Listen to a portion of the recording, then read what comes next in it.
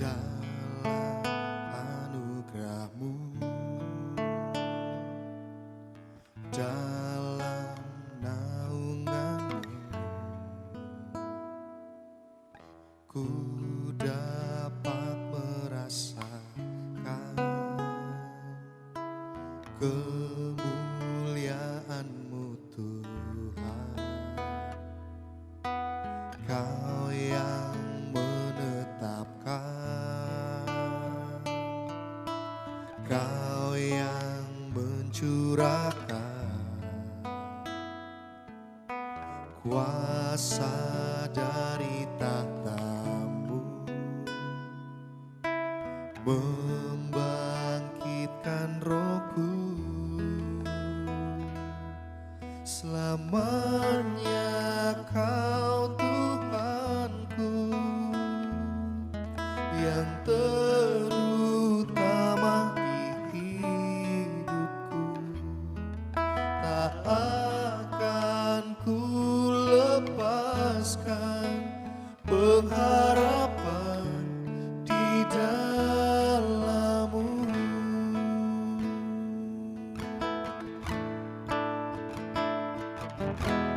Dalam anugerah-Mu, dalam naungan-Mu, ku dapat merasakan kemuliaan-Mu Tuhan. Kau yang menetapkan, Kau yang mencurahkan kuasa dari tahta-Mu, membangkitkan rohku. Selamanya Kau Tuhanku, yang terutama di hidupku. Tak akan ku lepaskan pengharapan di dalam-Mu. Selamanya Kau Tuhanku, yang terutama di hidupku.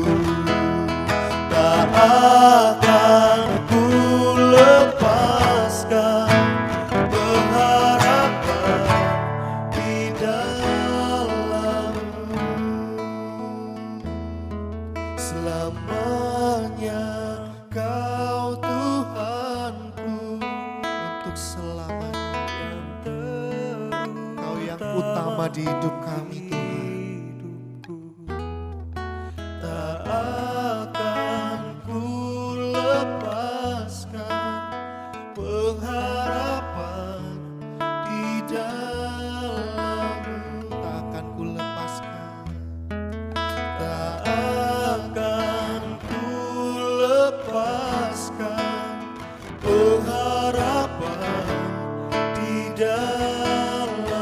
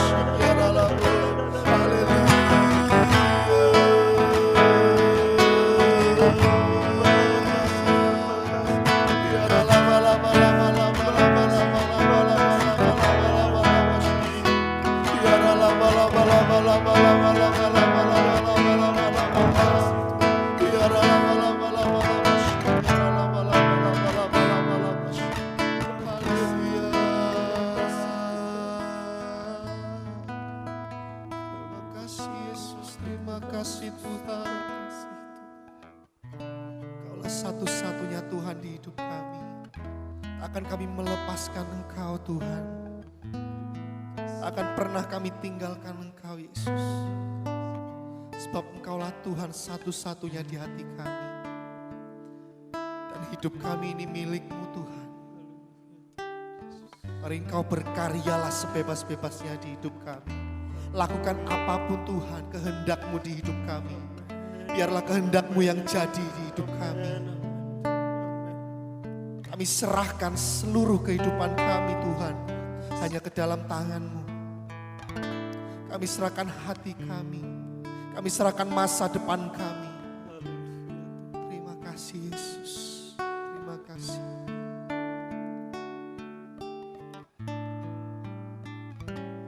Kau membuatku sesuai rencana-Mu.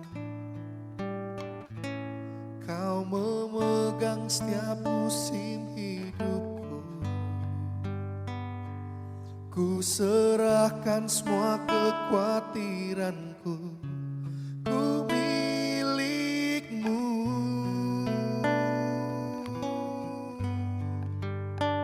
Semua kekuranganku Kau pun tahu. Tetap Kau pandang indah dalam-Mu.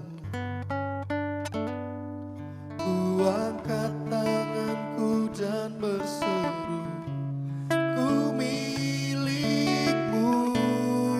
Kau membuatku sesuai rencana-Mu. Kau membuatku sesuai rencana-Mu. Kau memegang setiap musim hidupku. Ku serahkan semua kekhawatiranku. Ku milik-Mu.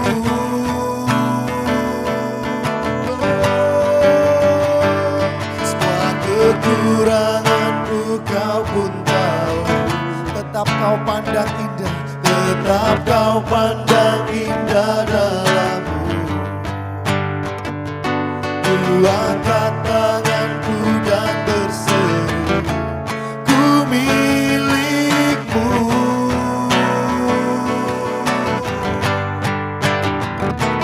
Kau membuatku sesuai rencana-Mu. Kau memegang setiap musim hidupku. Ku serahkan semua kekhawatiranku.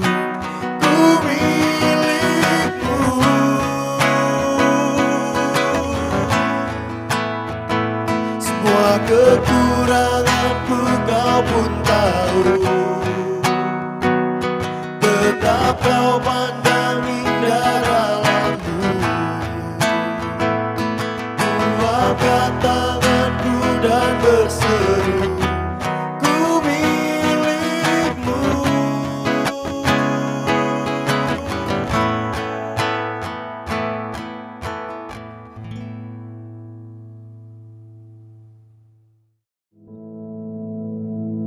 Our Father, which art in heaven, hallowed be Thy name. Thy kingdom come, Thy will be done in earth as it is in heaven. Give us this day our daily bread, and forgive us our debts, as we forgive our debtors. And lead us not into temptation, but deliver us from evil. For Thine is the kingdom, and the power, and the glory, forever. Amen.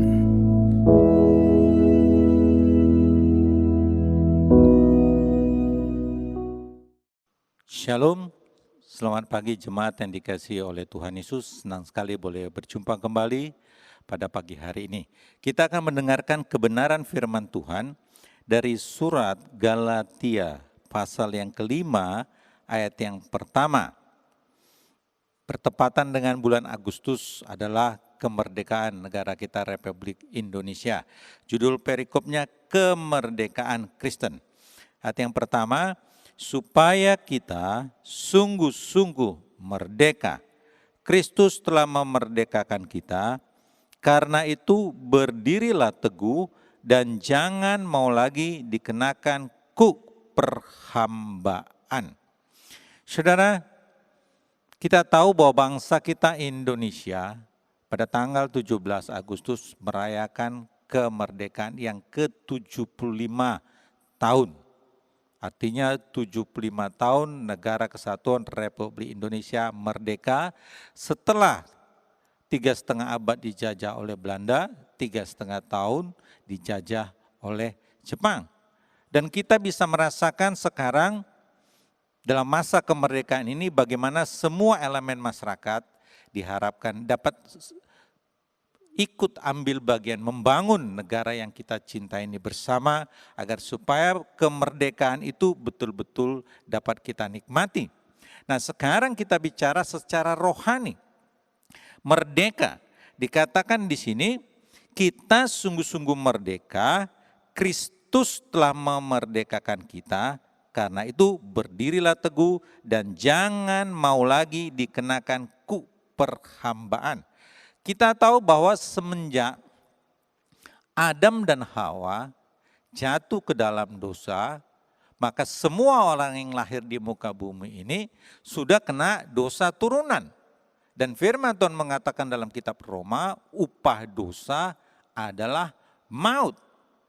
Artinya, kalau tidak ada penebusan, maka kalau berakhir kehidupannya di muka bumi ini, jelas akan masuk ke dalam kematian yang kekal. Tetapi kita bersyukur oleh karena Allah kita adalah Allah yang baik, Allah kita adalah Allah yang maha pengasih dan penyayang. Makanya Dia rela datang ke muka bumi ini dan mati, dan bahkan sudah bangkit dan sekarang sudah naik duduk di sebelah kanan Allah Bapa di sorga.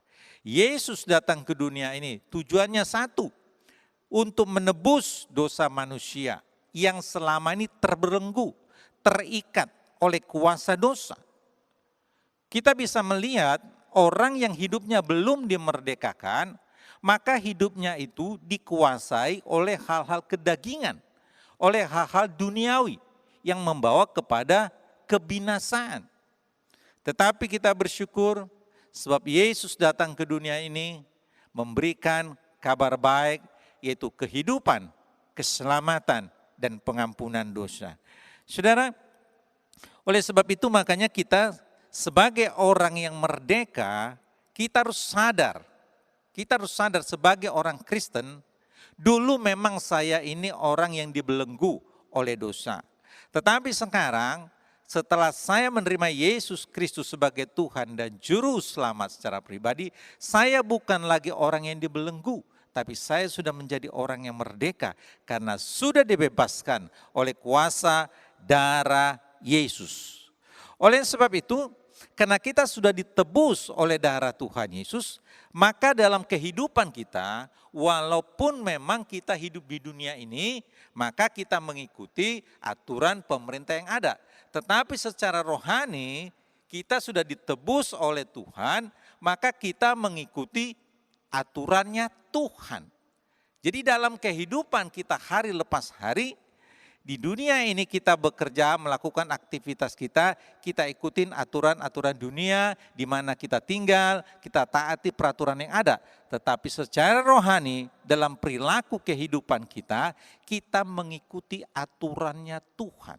Tidak lagi mau-maunya diri kita sendiri, tidak lagi memaksakan keinginan daging kita atau menuruti keinginan duniawi. Karena kita sudah ditebus, sudah dibayar lunas oleh darah Yesus, sudah dimerdekakan menjadi milik Tuhan, Maka dalam hidup ini kita juga harus sadar, jangan lagi semaunya kita, ikutlah aturannya Tuhan. Firman Tuhan mengatakan, orang yang sudah mengalami kemerdekaan dalam Kristus, Yohanes 8 ayat 32 dikatakan dalam Yohanes 8 ayat 32, dan kamu akan mengetahui kebenaran dan kebenaran itu akan memerdekakan kamu. Kebenaran itu akan memerdekakan kamu. Dan kita tahu kebenaran itu hanya ada di dalam Yesus Kristus. Karena hanya pribadi Yesuslah yang mengatakan, akulah jalan, kebenaran, dan hidup. Tidak ada yang dapat datang kepada Bapa kalau tidak melalui aku, kata Tuhan Yesus. Jadi kebenaran itu hanya ada di dalam Yesus Kristus. Jadi kalau kita sudah dimerdekakan, kita mengikuti aturannya Tuhan, berarti kita berjalan di dalam kebenaran. Berjalan di dalam kebenaran, kita mengikuti perintah Tuhan. Selama ini mungkin terlalu banyak keinginan daging kita. Selama ini terlalu banyak apa yang kita mau. Tetapi pada waktu kita sudah menjadi pengikut Kristus, firman Tuhan mengatakan jelas, 2 Korintus 5 ayat 17, ciptaan yang baru. Yang lama sudah berlalu, sesungguhnya yang baru sudah datang. Saudara, memang secara fisik casingnya kita ini ya tetap yang lama. Tetapi setelah kita mengalami yang namanya lahir baru, di dalam kita ini ada roh Allah, ada benih ilahi, benih Allah, Yesus Kristus. Dan itulah yang harus kita turuti dalam hidup kita. Makanya firman Tuhan bilang, anak Allah berjalan dipimpin oleh roh Allah. Bukan lagi oleh keinginan kita, tapi dipimpin roh Allah. Saudara, orang yang sudah dimerdekakan, berjalan dalam kebenaran, mengikuti apa yang Tuhan mau. Contoh yang sederhana dalam kehidupan kita sehari-hari. Ada banyak orang, tadinya sebelum ditebus, dimerdekakan oleh Yesus, memiliki sifat karakter sungkan. Pada umumnya orang Indonesia hampir seperti itu. Sungkan. Nanti kalau saya berbuat seperti ini, jangan-jangan nanti menyinggung si A, si B, dan si C. Artinya dia di dalam melakukan segala sesuatu berprasangka yang tidak-tidak. Padahal orang lain mungkin yang ada di sekitarnya yang memperhatikan tindakan dan perbuatannya tidak berpikir seperti apa yang dia pikirkan. Jadi selalu berpikir, wah jangan-jangan kalau saya buat begini nanti mereka merasa begini dan begini. Orang yang sudah dimerdekakan tidak seperti itu. Orang yang sudah dimerdekakan berjalan di dalam kebenaran. Artinya segala sesuatu yang dia kerjakan itu dengan sadar dilakukan. Maka firman Tuhan bilang, kalau ya katakan ya, kalau tidak katakan tidak. Jadi enggak ada prasangka di dalam hatinya, kalau saya berbuat ini, si ini nanti akan berprasangka sama saya. Enggak ada, karena memang di dalam hati niatnya itu baik. Karena sudah diperbaharui oleh roh Allah, sudah mengalami yang namanya lahir baru. Jadi tidak ada lagi di dalam hatinya niat-niat yang tidak baik. Maka segala sesuatunya dia kerjakan dengan sukacita, dia kerjakan dengan senang hati. Tidak ada prasangka-prasangka terhadap orang-orang di sekitarnya, jangan-jangan nanti mereka berpikiran saya seperti ini. Saudara, saya amati ada banyak dalam kehidupan orang Kristen seperti itu. Makanya jadi kelihatan dia enggak seperti orang merdeka, enggak bebas, serba canggung mau melakukan segala sesuatu. Karena apa? Masih terbelenggu, masih terikat yaitu tadi dengan karakter jangan-jangan. Padahal Yesus datang sudah memerdekakan kita. melepaskan kita dari semuanya itu. Karena sekarang di dalam Yesus Kristus kita adalah ciptaan baru. Saudara, inilah yang Tuhan mau di dalam kehidupan kita. Agar supaya kita lepas dari segala ikatan duniawi dan hidup menurut kebenaran Allah. Dan ini memang proses terus-menerus yang harus kita lakukan di dalam kehidupan kita. Makanya kenapa Pemazmur 1 mengatakan, renungkanlah firman Tuhan siang dan malam. Betapa pentingnya, karena pada waktu kita merenungkan firman Tuhan, kebenaran itu akan memerdekakan kita dari pola pikir kita yang salah. Termasuk seperti yang saya katakan tadi, jangan-jangan. Karena kebenaran itu memerdekakan kita. Sehingga kita sadar, saya ini bukan lagi orang yang terikat. Bukan lagi orang yang terbelenggu, tapi merdeka. Merdeka bukan berarti merdeka semaunya. Merdeka berarti berjalan di dalam kebenaran Tuhan. Saudara, makanya orang yang sudah merdeka itu tidak menyimpan yang namanya kepahitan. Tidak menyimpan yang namanya sakit hati. Tidak mendendam, saudara. Itu orang yang merdeka. Tapi kalau orang yang belum merdeka, memang senang sekali dia menyimpan kesalahan orang lain. Dan dia pendam, saudara. Sehingga suatu ketika begitu ketemu, wah langsung dia lampiaskan, saudara. Itu orang yang belum merdeka. Kalau orang yang sudah merdeka tidak menyimpan yang namanya sakit hati, tidak menyimpan yang namanya kepahitan, tidak menyimpan yang namanya dendam.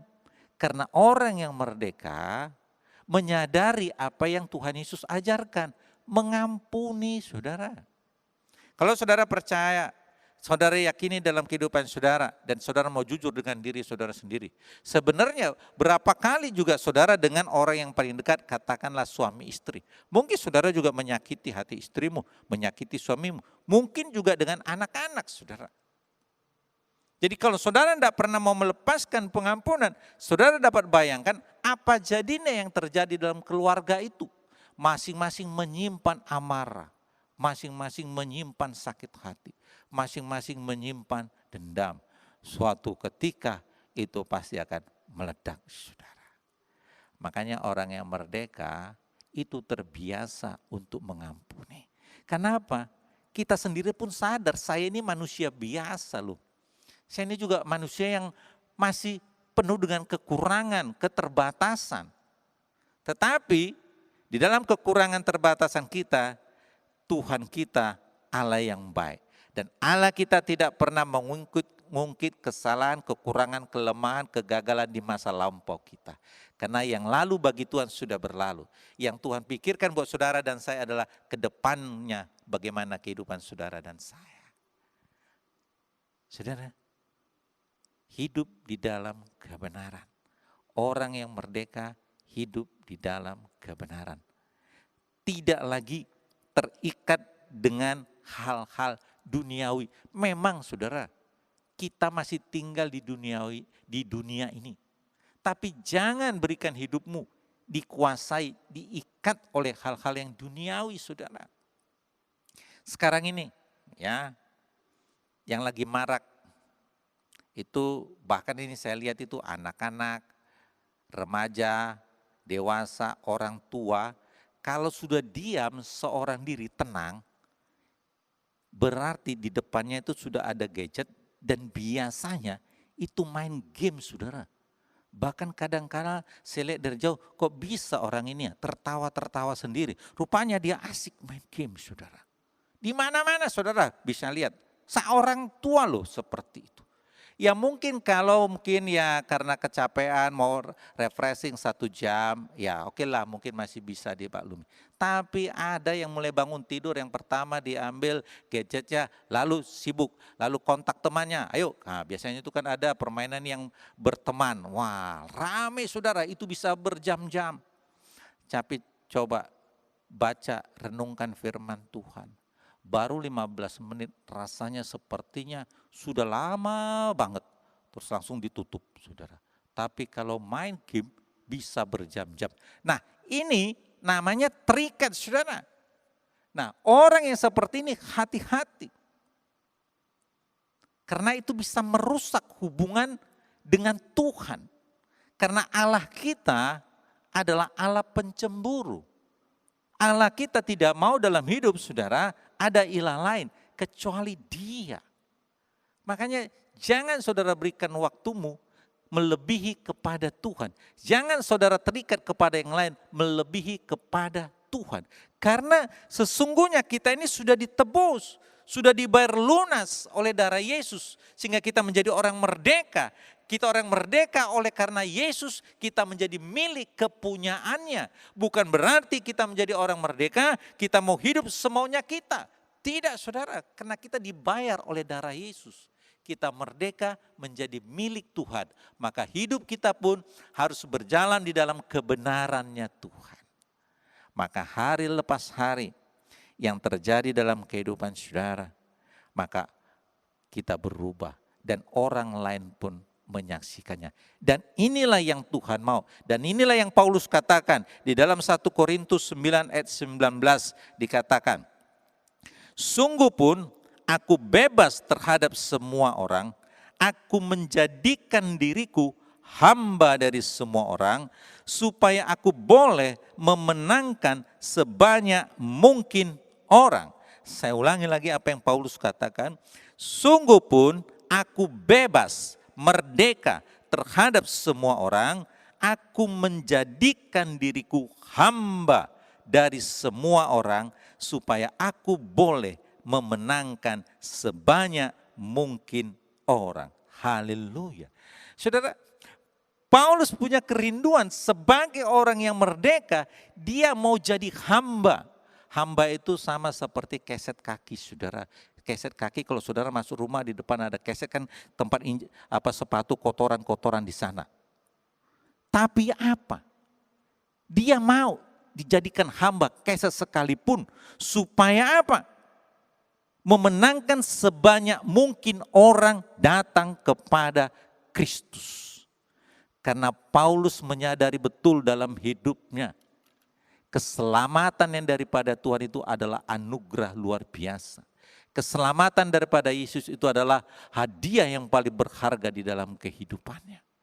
Maka dia berkata, dia bersyukur menjadi orang yang bebas, menjadi orang yang merdeka, tetapi dia mau menjadikan dirinya menjadi hamba bagi semua orang, sebagai orang yang sudah merdeka, yang sudah dimerdekakan oleh Yesus, supaya dia bisa membawa ada banyak orang datang kepada Yesus, supaya orang-orang di sekitarnya juga mengalami kemerdekaan yang sama seperti yang dialami oleh Paulus. Saudara, saya juga rindu agar supaya kita memiliki kerinduan yang sama seperti yang dimiliki oleh Paulus. Kebebasan itu, kemerdekaan itu bukan untuk hidup semaunya, tetapi justru kemerdekaan yang diberikan oleh Yesus itu menjadikan dia hamba dan mau membawa ada banyak orang datang kepada Yesus Kristus. Karena memang Yesus mengasihi orang berdosa. Haleluya. Amin. Mari kita berdoa. Terima kasih Bapa yang baik. Hamba berdoa di dalam nama Tuhan Yesus. Biarlah setiap jemaat yang mendengarkan firman Tuhan mengalami kemerdekaan di dalam Yesus Kristus. Mengalami kebebasan di dalam Yesus Kristus. Mengalami kelepasan dari segala ikatan-ikatan duniawi di dalam nama Yesus. Karena darah Yesus sudah membayar lunas dan hidup kami adalah milik Tuhan. Hamba berdoa di dalam nama Yesus. Roh Kudus, tolong setiap jemaatmu agar berjalan di dalam kebenaran firman Tuhan. Sehingga dengan demikian kami boleh bersaksi seperti Paulus. Kami orang yang bebas, merdeka, tetapi kami mau menjadi hamba bagi semua orang. Membawa ada banyak orang datang kepada Yesus. Terima kasih Bapa. Di dalam nama Yesus, hamba juga berdoa, berkatilah umat-Mu sepanjang hari ini dalam usaha pekerjaan rumah tangga. Tuhan berkati anak-anak mereka juga dalam studinya. Tuhan buat mereka semua menjadi anak yang pandai. Lindungi umat-Mu Tuhan, pagari bentengi, tutup bungkus dengan kuasa darah Yesus.